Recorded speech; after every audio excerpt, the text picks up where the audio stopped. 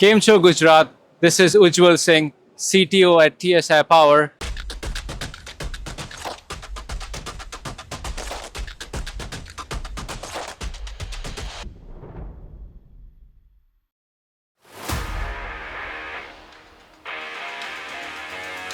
TSi has launched its newest product, which is called Raptor Eye Power Monitor. It comes with a 7-inch LCD display screen. It monitors and records all essential parameters like voltage, current, power, energy. It also logs events, power quality events like voltage sag, swells. It shows you the timestamp when it happened. It shows the waveform, start of the event, end of the event, and its RMS voltage and everything. And then you can also set different settings, like if it's a single phase, 3-phase, split phase, a configuration that you have, you can just set it accordingly.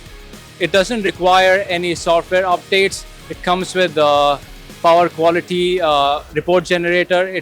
You can also monitor all the data remotely from your control system